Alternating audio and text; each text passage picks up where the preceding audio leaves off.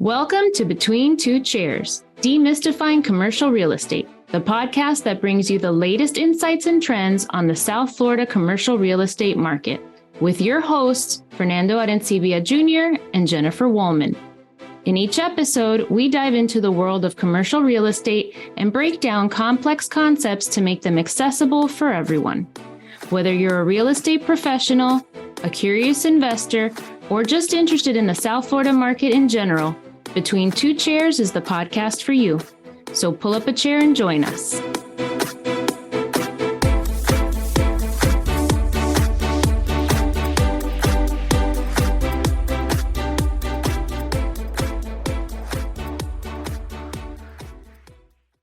Hello, everybody, and welcome to another episode of Between Two Chairs. My name is Fernando Arencibia Jr., and with me, as always, is my partner in crime, Jennifer Woolman. Hi, Jennifer.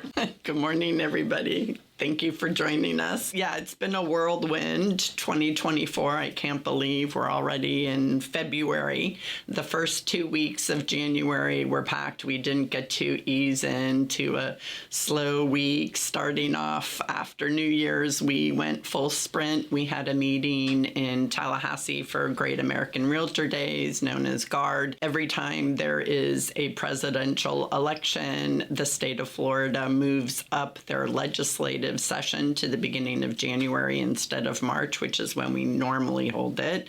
And then immediately following GARD, we had our Florida Realtors midwinter meeting, which were very, very heavy on policy and public policy and some of the issues that we are facing, not only in the country, but specifically in Florida. So for a lot of commercial real estate brokers, 2023 was kind of a dud of a year. Even for South Florida, we're one of the top 5 office markets for annual rent growth. Sales transactions were down significantly by more than half from 2022. But that being said, the price per square foot was only down slightly from 2022 and still well above 2019 numbers, which makes me want to remind everybody that we keep saying, oh, sales are down, transactions are down, the economy's down, but we're comparing it to 2022 and 2021 and 2022 across the country for just about everything were anomalies. I don't care what business you were in. If you were up or down, it was a complete anomaly because the pandemic threw everything on a global scale out of whack. So just keep in mind, keep everything in perspective. So we also have a 97% occupancy rate, for our apartment market, which makes it the most competitive in the country and in the top 5 highest rents. So, but that being said, everybody is expecting 2024 to be better, right? Everybody's expecting rates to drop. It's a presidential election year. There's a lot of dry powder sitting on the sidelines in terms of investments. But I still feel personally, and this is what I want to get into with you, Fernando, for this episode, is I still feel like in spite of all of the optimism and what a great market we personally happen to be in, there's still some headwinds, not only across the country, but in South Florida. And we spoke about a lot of those in Orlando, which, by the way, was freezing compared to South Florida. I don't know about you, but everything below Okeechobee is kind of where I want to be, just because it's warmer in the winter. But you don't like those 36-degree mornings in Orlando? Gosh. It was such a shock. I went out and I thought it was going to be colder, so I took a heavier running outfit. I walked out, that blast hit my face, I teared up, my nose started running, I turned around and went back inside. I mean, no, I'm definitely a South Florida girl. But anyway, some of the issues that we're seeing across the country is insurance, right? And I think we got a lot of insights on insurance while we were up there, and I did find out some things that I didn't know about, and apparently a lot of people don't know about. So why don't we start out with the FEMA issue, if you can go into that a little bit. Well, it's an interesting thing because in these meetings you always learn something new. And one of the issues, and I was actually pulling up the FEMA regulations, is basically if you are in an area that has been devastated and FEMA has come in to provide assistance, if FEMA has given assistance to a property that has been ravaged by flood, for example, the expectation based on FEMA regulations, once you take that money, it requires the applicants who receive that FEMA assistance to purchase flood insurance for future flood damage to any of the insurable property. Now, that makes sense, right? You receive FEMA assistance to fix your house, and now what FEMA says is, well, you got to carry flood insurance to make sure that if this happens in the future, you're taken care of. What I think was a surprise to many is that carries on to a new owner of the property. So if you turn around and you sell the property, then that new owner is also required to carry flood insurance, because that requirement doesn't stay with the individual that received the FEMA assistance. It stays with the property that received the FEMA assistance. And the penalty for not carrying that is that if there is a natural disaster, God forbid, and another flood event, and it damages your property, then that property would not qualify for FEMA assistance without having flood insurance. Correct. And that makes sense, right? So the lesson here is to make sure to ask for every single property you're purchasing whether or not there has been a flood event, and if there has FEMA money been collected, because a lot of people who own their properties flat out or who self-insure commercial properties might need that assistance when a major storm comes through. Yeah. And they might not even know that it's a regulation. They might not know themselves. So when they go to sell the property, they might think nothing of saying, I had FEMA funds. Or if the buyer has no idea that FEMA funds or knows that FEMA funds were paid, but that therefore it's required for them to have insurance in order to qualify for any government assistance, it kind of becomes too late after the fact. So again, my purpose for bringing this up was not only to let everybody know about it, but to make sure that everybody, if you're a seller, disclose, and if you're a buyer, ask for that disclosure. Exactly.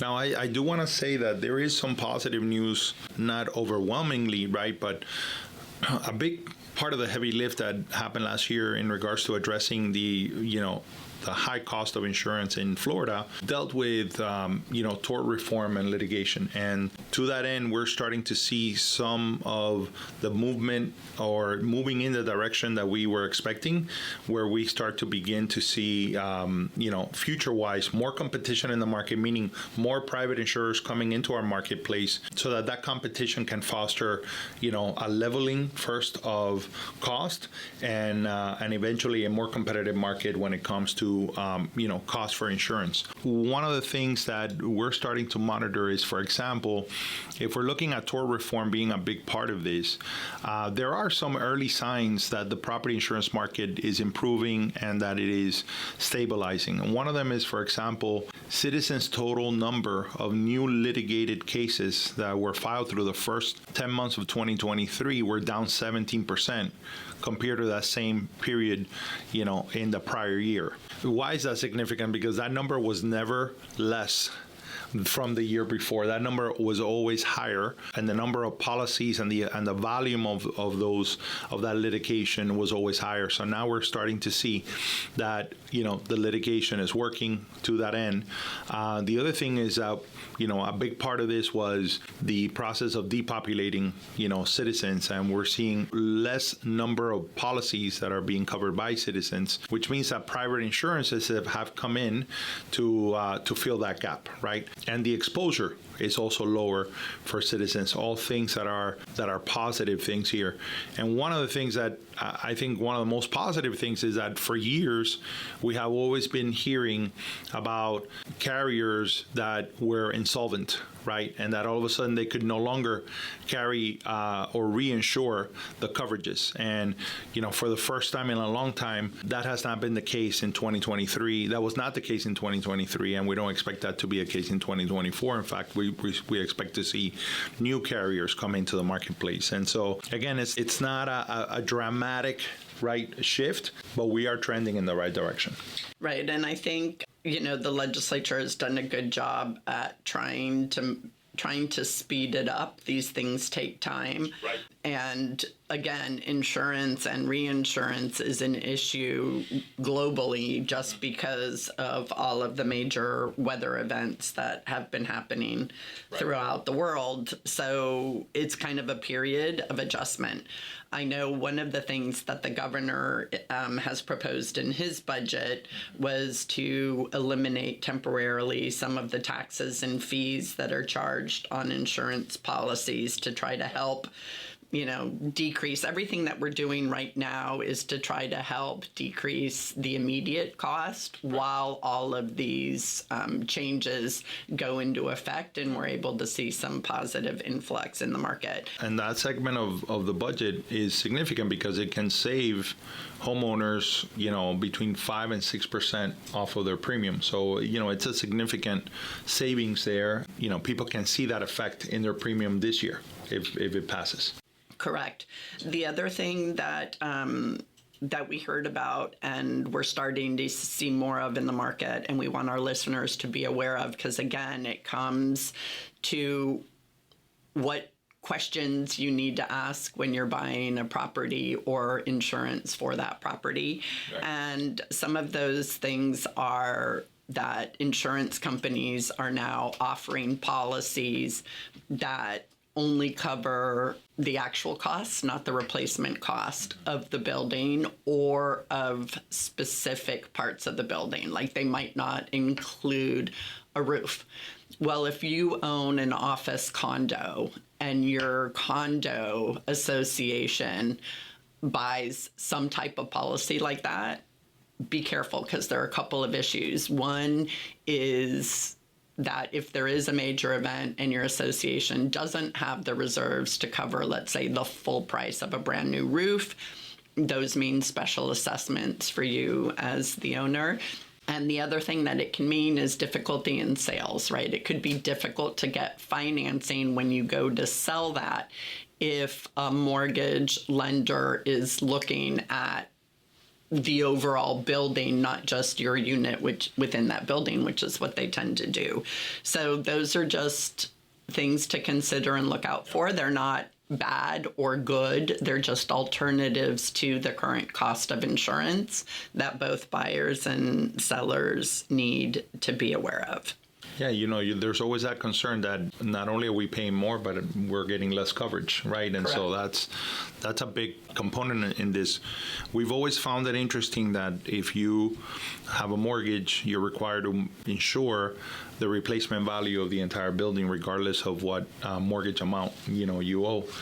But interestingly enough, if you unable to get insurance, the lender will place what we call force-placed insurance, but they will only cover the amount of the loan. And so in many cases, people that own commercial property are finding it cheaper to utilize the force-placed insurance rather than insuring themselves. And so then that brings up the question, should that be a requirement for you to reinsure the replacement costs rather than insure the amount that is owed to a lender? And there is a bill that's been introduced in the legislature that would allow that for both commercial buildings and homeowners, where an owner would be allowed basically to do exactly that. They would be able to take out insurance only to cover the mortgage, or if there isn't a mortgage, the line of credit or whatever. Again, that is kind of a buyer owner beware, because that's going to change your numbers. Yes, it's going to decrease your insurance costs, but it should increase the amount that you put into reserves for anything that could happen down the road. So you need to make sure that when you're calculating your financials for purchasing a building, or you're recalculating them based on this difference in insurance, that you allow for that what if that now the insurance company is not going to cover. So, ojo, I always put ojo on those things that I need to look up for. Watch out. Yeah. And some other issues that came up were the premises bill. Do you want to speak about that a little bit? Yeah, I mean, it's just been introduced in the Senate. It hasn't had a lot of movement. We're still early in session. We got about 40 days left of a 60-day session, legislative session, and this could come up in other times as well. But basically, what currently happens in the state of Florida is that, if you own a store or, a restaurant, a house, right, somebody walks in to, breaks into your place or goes into your place of business to commit a crime, and they get injured, you as the owner of that store or a house could be liable for their injury, even though they were committing a crime, right? And so there's something called the premises bill that actually is Senate Bill 1152, and here's how it reads. It's very direct, and it basically says it requires that the trier of fact in actions for damages arising out of intentional torts of third parties consider the fault of all persons, known or unknown, alleged to have contributed to the injury. So basically saying that if you're coming in here to commit a crime and you get hurt, you're contributing to that injury. You had no purpose for being there other than to do something illegal, right? And so, we'll monitor that and see how it goes. But that's just part of the exposure that small business owners and really and homeowners are exposed to, right, currently. I feel like there should be like a slapping forehead emoji inserted here, because to me that law is so ridiculous. I remember hearing about that years ago when we were tenting the property, and we were told that we had to be careful. And one of the things that the company really focused on that was doing the tenting was how nobody would be able to get in, because if they did, if somebody did get in and literally gassed themselves, that it would be my fault technically. Yeah. And to me that is, I can't use the word because we're public, but that's ridiculous. So I really like this bill. I hope it gets some traction. That if you're, committing a crime, it's not my fault if you fall down and break your neck. Yeah, at the very least. Yeah, no, for sure. The other interesting thing that you brought up in our public policy meeting, and we're just researching it now, but one of the issues that I found really interesting, considering how many LLCs are formed throughout the country, is the issue between single-member LLCs filed in the state of Florida and filed in, let's say, Delaware.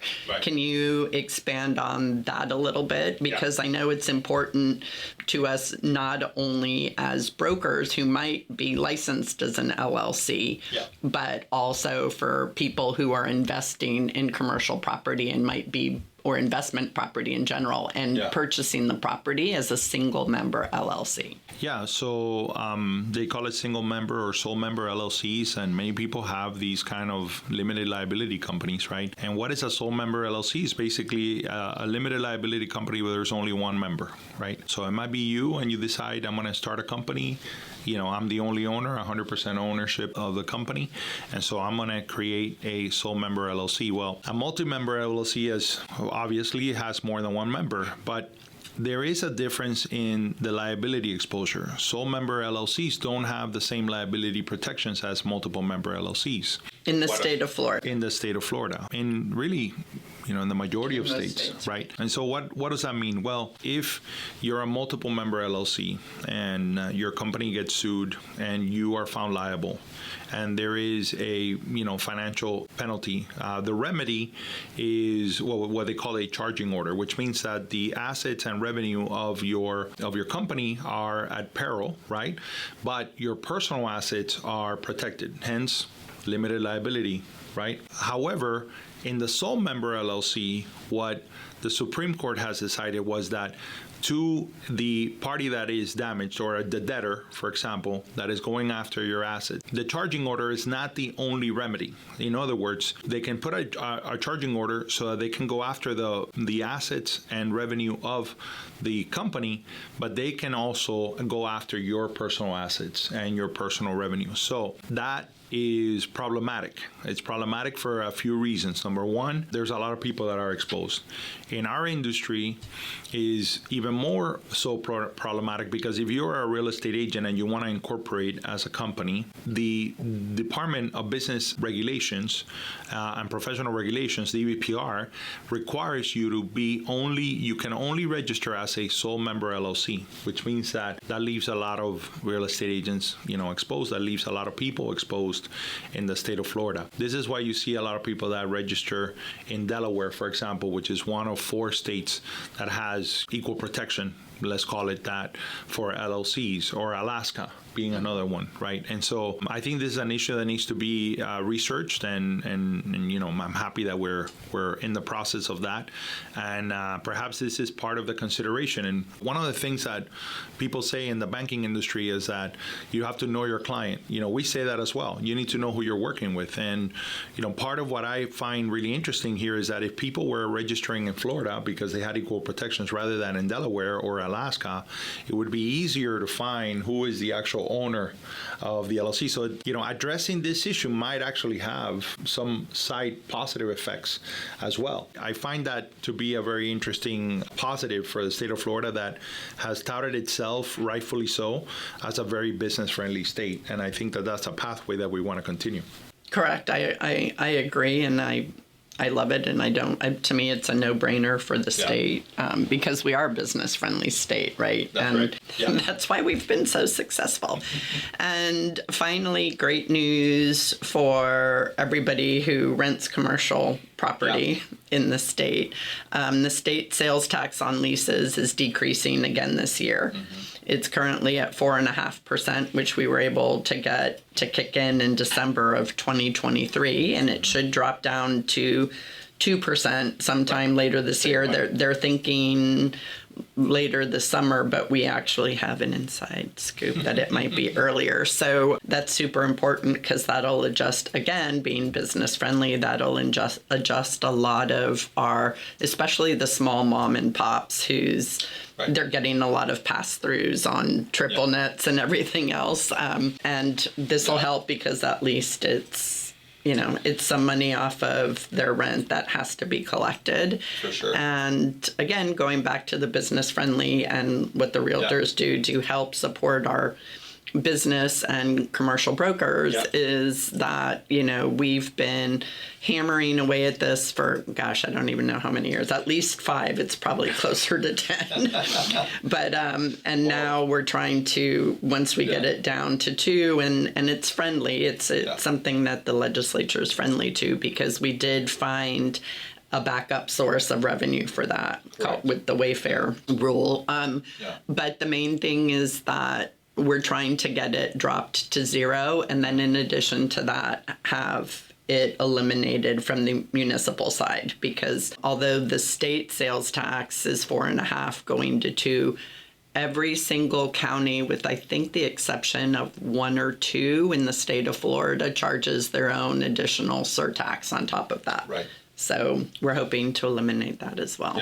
Yeah, this is interesting because I found out yesterday this issue first came up 14 years ago. It really began to gather momentum about 7 years ago, where it became part of our conversation with lawmakers. Every year, it was one of our talking points. And this is really where I find there's been an incredible, if there was an award for creative advocacy, this would be it for me, because first 2 years, we were just trying to prove the concept. I mean, it went down nominally 0.2%. Right, and we're the only state that has it. This is the only state that has a sales tax on commercial leases. But it's very difficult to get a legislature that has been used to getting this revenue, which, by the way, every percent of that tax represents about $380 million of revenue to the general fund of the state. And so, it's very difficult to say to the state, well, just give up on this money, right? Because we're the only ones that have it and all those things. But once the Wayfair decision came back, and for those of you who do not know, but what the Wayfair decision made is that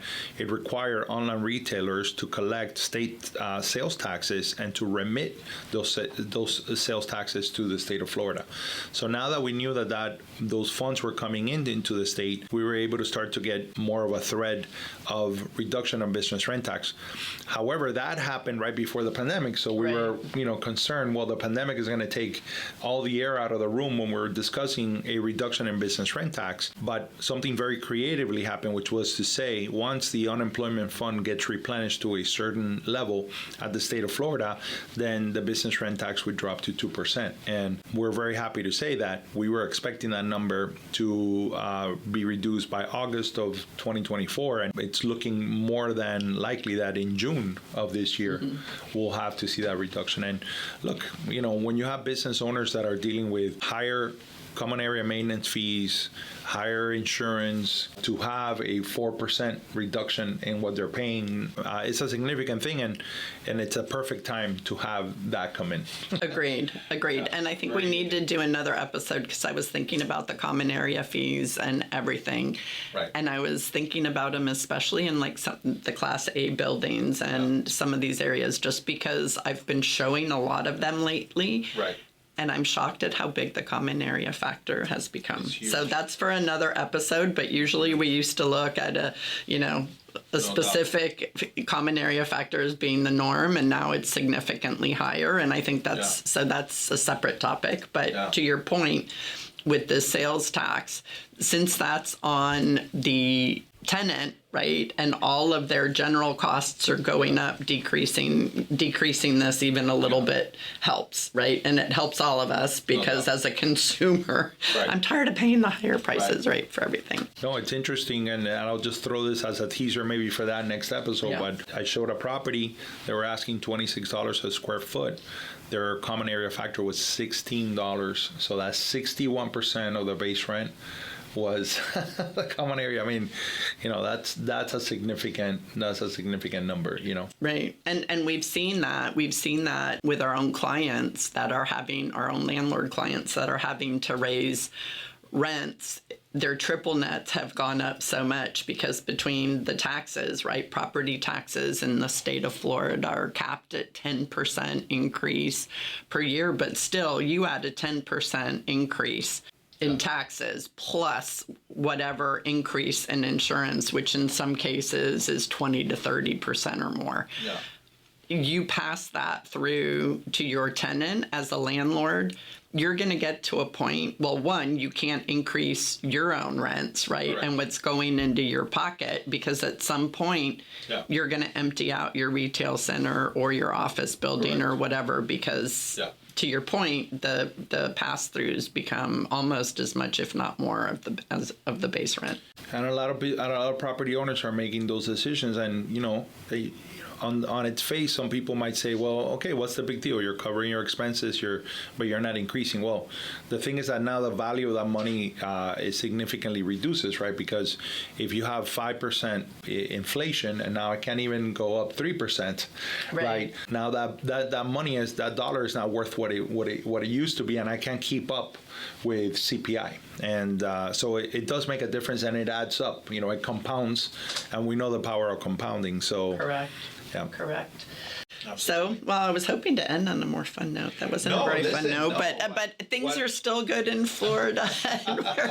I'm hoping that you see the value in a lot of these laws and bills and the discussions that are going on that are still very pro-business and very pro-real estate in our beautiful Sunshine State. Yeah. Do you have a fun stat?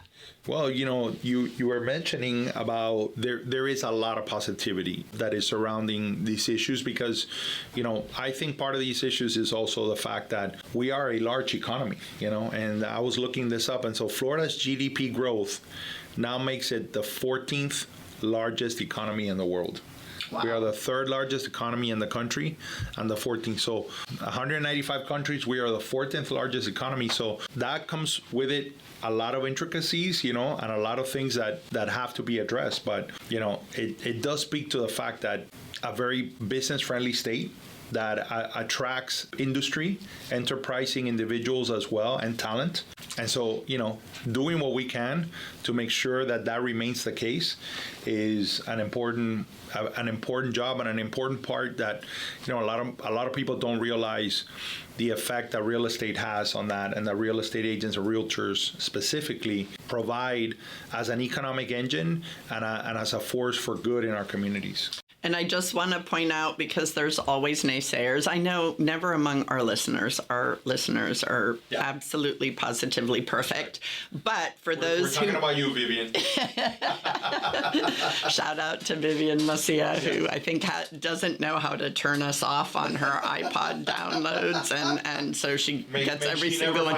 Exactly. But I wanted to point out that this state and the realtors specifically also acknowledge the importance that our environment and natural resources play in the reason why people want to move here. And so we do a balancing act, and the governor and the legislature is always focused on how can we protect our beaches, how can we make sure our water's clean, what do we do to improve the Everglades and redo the aquifer. And we have the largest water management project in history going on with restoration of the Everglades. So I just want to point that out, that we're not doing it in an irresponsible way, and we definitely acknowledge the economic impact and the importance to the quality of life that Florida's amazingly beautiful. I saw deer in Orlando. It was the weirdest thing.